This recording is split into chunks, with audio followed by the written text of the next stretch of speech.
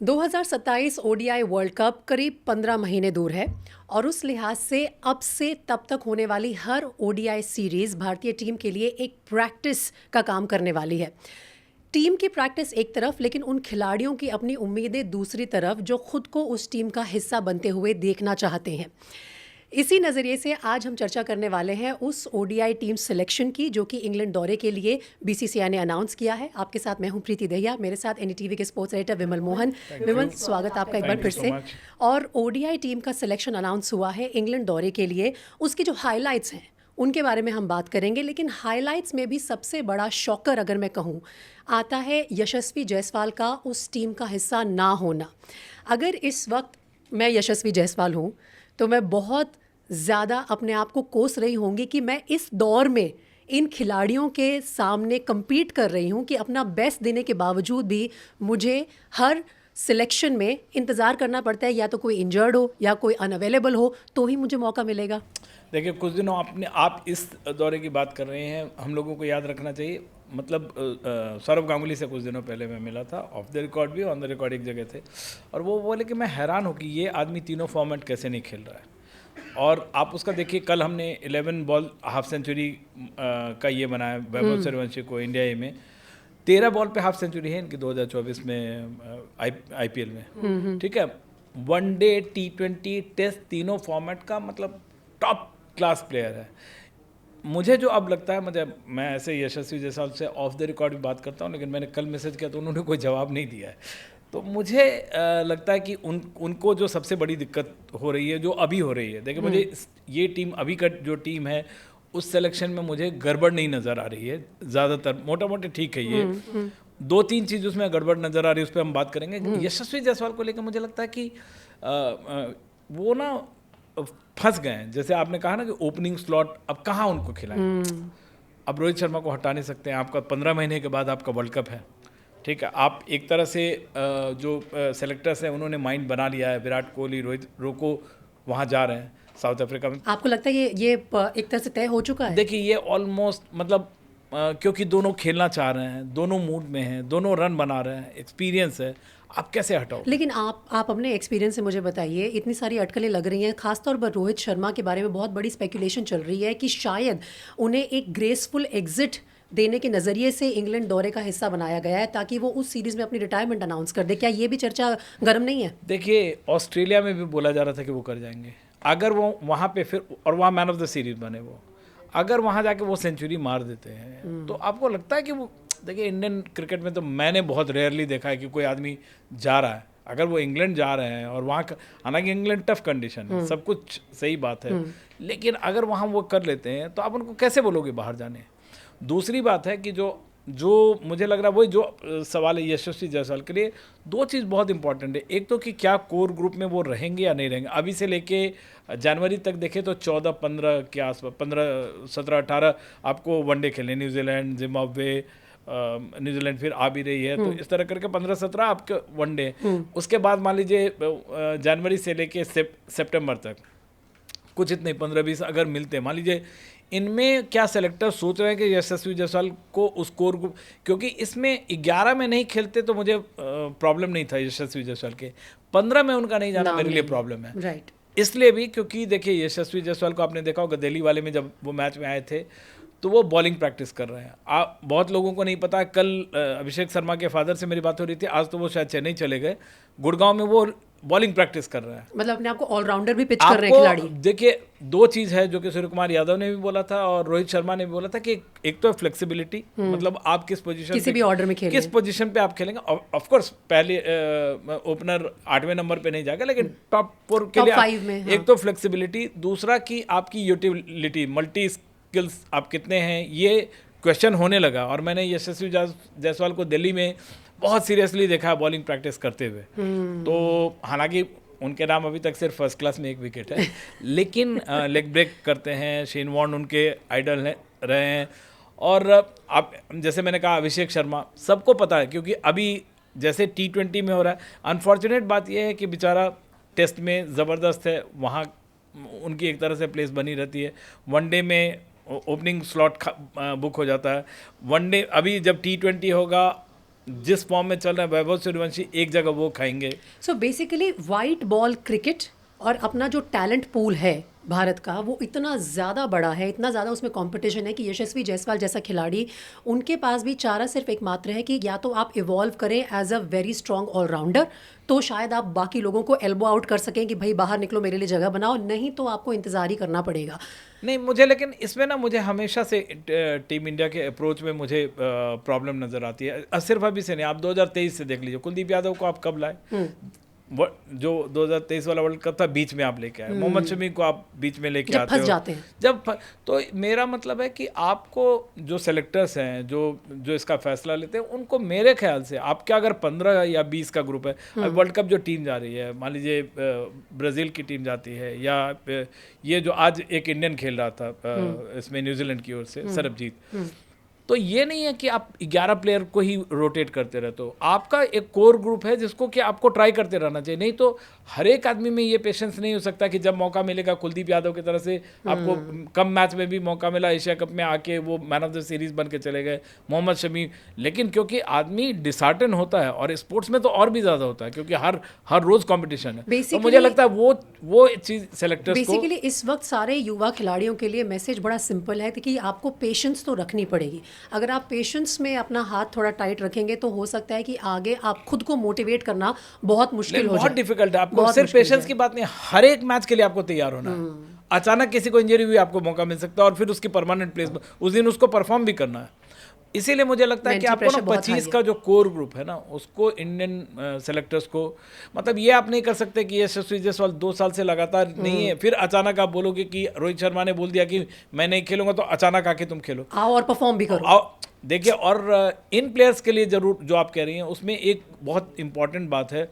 जैसे आप देखिए, शुभमन गिल को T20 वर्ल्ड कप से ड्रॉ किया गया, उसके पहले IPL में उनका कितना होता था स्ट्राइक रेट? 130-35 के आसपास। इस बार उन्होंने 30 के करीब बढ़ाया, 165 के आसपास। तो प्लेयर्स को अपने आप को अपस्किल तो करना पड़ेगा, मतलब जो डिमांड है, क्योंकि आपको 200 के स्ट्राइक रेट से वैभव सूर्यवंशी आ रहा है, 15 साल का है, 16 साल 17 साल, कभी तो वो आएगा। और अगर ऑलरेडी दस्तक दे चुका है, और अगर इसी फॉर्म में रहता है तो उसकी एक जगह भर जाती है, फिर आप कैसे हटाओगे? और अजीत अगरकर ने खुद कहा है कि वैभव सूर्यवंशी जैसे खिलाड़ी खुद को सेलेक्ट करवाते हैं बिकॉज वो इतना अच्छा परफॉर्म करके दिखा रहे हैं कि आप इग्नोर नहीं कर सकते। लेकिन उसमें वो एक्स्ट्रा ऑर्डिनरी है। देखिए, सचिन तेंदुलकर को आप नहीं हटा सकते, लेकिन सचिन तेंदुलकर या राहुल द्रविड़ को आप नहीं हटा सकते, लेकिन उसके बाद जो 5 खिलाड़ी होते हैं ना, उस लेवल के इंडियन टीम में कई प्लेयर्स हैं, राइट। तो आपको, मुझे लगता है कि वहाँ पे कहीं ना कहीं पे ये मिस हो रहा है कि सेलेक्टर्स या जो BCCI के जो थिंक टैंक है, क्योंकि आपको 25 को हमेशा घुमाते रहना पड़ेगा एक प्लान बना के कि भाई हम वर्ल्ड कप तक जा रहे हैं, वहाँ है। आपको यशस्वी जायसवाल से मुझे नहीं पता उन्होंने बात की भी होगी, अगर बात की तो बहुत अच्छी बात है कि उनको बताना चाहिए या प्रेस में भी बताना चाहिए कि ये हमारे मतलब स्कीम में है और इनको यहाँ पे हम विमल जी, ये हम सिर्फ होप ही कर सकते हैं कि BCCI प्रेस को आके कुछ खुले तौर पर बताए, हम सबको बताए कि ओनली रिजर्व बातें बताई जाती पिछले 2 साल से मैं देख रहा हूँ, इज वेरी कम्युनिकेटिव और वो सवाल भी ले रहे हैं वो। ओवरऑल इंडिया का जो ODI स्क्वाड है, जल्दी से एक बार मैं अगर लिस्ट आउट कर दूं तो कैप्टन शुभमन गिल है, वाइस कैप्टन श्रेयस अय्यर है, रोहित शर्मा, विराट कोहली, दोनों उस टीम का हिस्सा होंगे। Virat Kohli subject to fitness clearance अभी बैठे हुए हैं, लेकिन अगले हफ्ते तक वो आ जाएगी। पॉसिबिलिटी है कि ये दोनों वेटरन खिलाड़ी उस टीम का हिस्सा हैं। KL राहुल, ईशान किशन दोनों विकेट कीपर ऑप्शंस जा रहे हैं। नीतीश कुमार रेड्डी है, वॉशिंगटन सुंदर, अक्षर पटेल, ये नाम भी इंक्लूड हुआ है। कुलदीप यादव, जसप्रीत बुमराह, नवंबर 2023 के बाद अब वो अपना पहला ODI शायद खेलेंगे इंग्लैंड में जाके। इस सिलेक्शन के बारे में मुझे बात करनी है आपसे। उनके अलावा जो फास्ट बॉलर्स हैं, प्रसिद्ध कृष्णा, हर्षित राणा, हर्षदीप सिंह और गुरनूर बरार, इन सबको भी मौका दिया गया है। जसप्रीत बुमराह के सिलेक्शन के बारे में बात करते हैं। बहुत पहले उन्होंने अपना आखिरी ODI खेला था, बहुत लंबा गैप आ गया है, 2 साल से ऊपर का गैप आ चुका है। ऐसे में जसप्रीत बुमराह का इस टीम का हिस्सा होना, आई थिंक, क्या ये रोटेशन पॉलिसी का हिस्सा रहेगा कि अब इन्हें ODI वर्ल्ड कप के लिए फिट रखना है, तो शायद बाकी फॉर्मेट से पीछे रख के इस फॉर्मेट में ज़्यादा मौके दिए जाएंगे? वो तो उन्होंने खुद ही किया हुआ है कि मतलब उन्होंने सेलेक्ट किया हुआ है कि टेस्ट में भी आप देखिए, इंग्लैंड सीरीज गए तो सारा मैच उन्होंने नहीं खेला। वर्कलोड मैनेजमेंट है, जीनियस प्लेयर तो है, इसमें तो आपको कोई डाउट नहीं है कि जसप्रीत बुमराह की अपनी यूटिलिटी है। दूसरी बात, साउथ अफ्रीका में उनकी यूटिलिटी और बढ़ जाएगी, इंग्लैंड के कंडीशन में उनको और भी स्पेशल है। वो तो वो सेलेक्ट सेलेक्ट कर रहे हैं कि मुझे उनको या जो टीम का जो मेडिकल स्टाफ होगा, उनका जो वर्कलोड मैनेजमेंट, जो बॉलिंग स्टाफ होंगे, वो देख रहे हैं। और of course world cup target है और जसप्रीत बुमराह का, इसलिए वो सेलेक्ट कर रहे हैं कि मुझे कहाँ खेलना है। और टीम मैनेजमेंट ऑफ कोर्स उनके साथ ये कर रही है। जसप्रीत बुमराह के सिलेक्शन पे मुझे इश्यूज नहीं है, क्योंकि उनके साथ देखिए 4 और फास्ट बॉलर गए हैं। तो ये भी इसका मतलब तय है कि साथ साथ मान लीजिए कि उनको 100% फिट नहीं है किसी मैच में और वो क्रूशियल मैच नहीं, तो वहाँ रेस्ट देके बाकी को जो काम ये बॉलिंग में कर रहे हैं ना, यशस्वी जायसवाल के साथ इनको ये करना चाहिए था। बैटिंग में भी देखिए ऐसी रोटेशन हो सकती है। आपने कितना लिया है, 4 5 6 आपने विकेट कीपर को मैं मिला के करो, 6 स्पेशलिस्ट आपके पास बैट्समैन हो गए, 5 पेसर हो गए और 4 ऑलराउंडर हैं आपके पास, है ना। तो आपको मतलब मुझे नहीं लगता कि आपको यशस्वी जायसवाल को आप इस कोर ग्रुप से हटा सकते हैं। आप 11 में नहीं रखोगे, वो समझ में आते कि गिल और रोहित की जगह कहाँ उतारोगे। या यशस्वी से भी पूछना चाहिए कि क्या उनमें वो फ्लेक्सिबिलिटी है इन कंडीशंस में कि वो फर्स्ट डाउन सेकंड आके करें। और उनको कहीं दिखाना पड़ेगा, केवल कहने की बात नहीं है, जैसे कि आप डोमेस्टिक में कहीं दिखाना पड़ेगा। तो वो अगर अक्षर पटेल की बात करें तो अक्षर पटेल पिछली जो 3 ODI स्क्वाड्स अनाउंस हुए थे इंडिया के, होम सीरीज थी सारी साउथ अफ्रीका, न्यूजीलैंड और अफगानिस्तान के खिलाफ, उसका हिस्सा नहीं थे। उनका कमबैक कैसे पॉसिबल हुआ इस स्क्वाड में? नहीं देखिए, अक्षर पटेल की अलग यूटिलिटी है। अब ठीक, मैं IPL T20 फॉर्मेट के लिए उनको नहीं कर रहा हूँ, लेकिन उनकी जो ऑलराउंडर में जो अब तक उनका परफॉर्मेंस रहा है, वो टीम के लिए यूज़फुल प्लेयर है। अगर मैं इस टीम में अगर मुझे कहीं डालना होता उनको, जैसे अगर यशस्वी को, मुझे लगता है कि नीतीश की जगह वो शायद आ सकते थे, है ना। बाकी जैसे आप कुलदीप को नहीं हटा सकते हैं, वाशिंगटन सुंदर ने मतलब टाइम एंड अगेन अपने आप को प्रूव किया है, अक्षर पटेल ने कई बार आपको मैच से निकाला है, मतलब मैच विनर तो हैं। ये है कि अगर मुझे इससे प्रॉब्लम नहीं है कि इस ग्रुप को वो आगे ले जा रहे हैं, नीतीश को भी आगे ले जा रहे हैं, कोई प्रॉब्लम, इससे प्रॉब्लम नहीं है। प्रॉब्लम ये है कि जो आप जिन प्लेयर्स को आप बाहर बिठा रहे हो, उसका करियर ख़त्म हो जाएगा। 2-3 साल से वो ये है और वेट कर रहा है कि वनडे में मिलेगा मौका, T20 में मिलेगा मौका। देखिए, ग्रिट होना और चांस भी मिलना, बहुत सारे लोग बोलते हैं, कपिल देव कहते हैं कि आप बहुत बड़े प्लेयर हो लेकिन आपको चांस ही नहीं मिला, तो आप करोगे क्या? चांस मिलना बहुत ज़रूरी है। और मतलब I am little worried about players like Yashasvi Jaiswal के, उससे, क्योंकि देखिए कम्युनिकेशन गैप कहीं जगह होता है, या जो हमारे सामने आता है मोहम्मद शमी को लेके हमें लगता है कि कम्युनिकेशन गैप है, क्योंकि वो जो चीज़ बाहर आके बोलते हैं, अगर आपको बाहर ही करना है कि भाई चलो केवल आपको IPL में खेलना है, IPL का अपना एक मार्केट है, even then there should be some clarity, जो कि क्लैरिटी या तो सेलेक्टर्स के पास नहीं है या उनके पास नहीं है, या उन दोनों के बीच कम्युनिकेशन गैप है।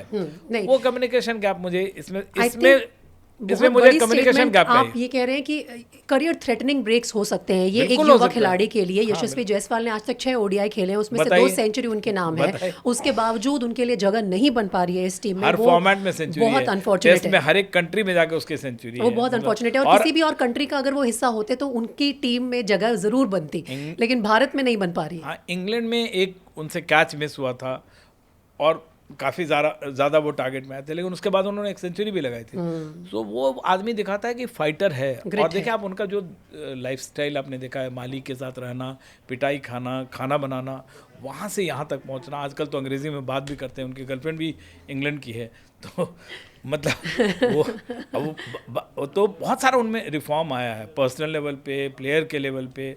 और ऐसा नहीं कि वो समझ नहीं रहे हैं। मैंने दिल्ली में देखा था तो उनसे पूछा भी था कि बॉलिंग डाल सब करना है करके, तो मतलब और अच्छी बॉल डाल रहे थे वो, लेकिन तो अब आने वाले टाइम में मुझे आप देखिएगा, मुझे ऐसा लगता है कि जैसे अभिषेक शर्मा का मैंने कई सारा वीडियो देखा, कल ही रात में वो कर रहे थे, कल या परसों कर रहे थे, वो गुड़गांव में बॉलिंग अच्छी बॉल डाल रहे थे। और अभिषेक शर्मा ने अंडर 16 में खुद को प्रूव भी किया है, मतलब एक BCCI ने उनको एक अवार्ड दिया था, मुझे याद है 16-17 विकेट टाइप का कुछ था, एग्जैक्टली मुझे स्टार्ट याद नहीं, बट उनको अंडर 16 में मिला भी हुआ है। वो ट्राई कर रहे हैं, यशस्वी ट्राई कर रहे हैं। सो ओवरऑल ज़माना ही वो है कि अगर आपको वाइट बॉल क्रिकेट में अपनी जगह बनानी है इंडियन टीम में, तो आपको एक ऑलराउंडर के तौर पर शायद ज़्यादा प्रेफरेंस मिल जाए, और फ्लेक्सिबल भी होना पड़ेगा। अब अगर मैं ऑलराउंडर्स की बात करूँ तो इस टीम में भी हार्दिक पांड्या नहीं है।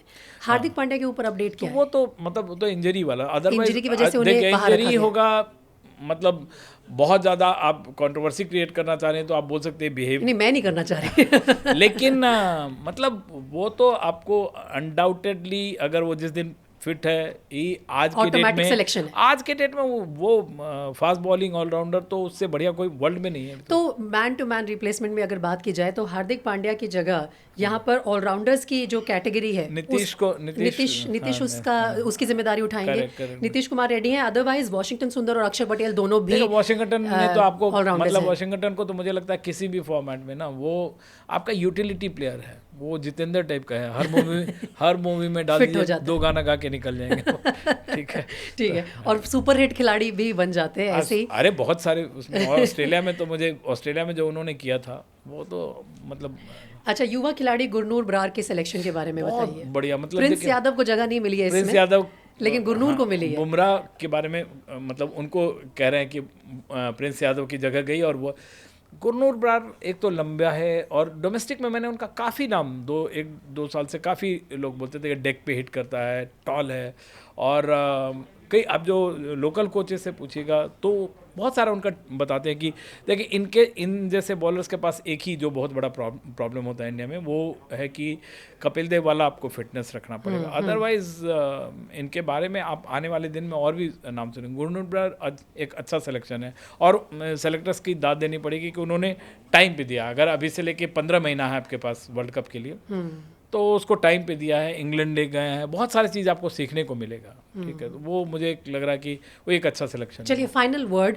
जो सारे दर्शक भी जानना चाहते हैं और आपकी जो अंदर की खबर है हम वो भी जानना चाहते हैं, विराट कोहली और रोहित शर्मा क्या 2027 के ओडीआई वर्ल्ड कप की जो स्कीम ऑफ थिंग्स है उसमें फिट बैठ रहे हैं? सेलेक्टर्स की तरफ से क्या मैसेजिंग आ रही है?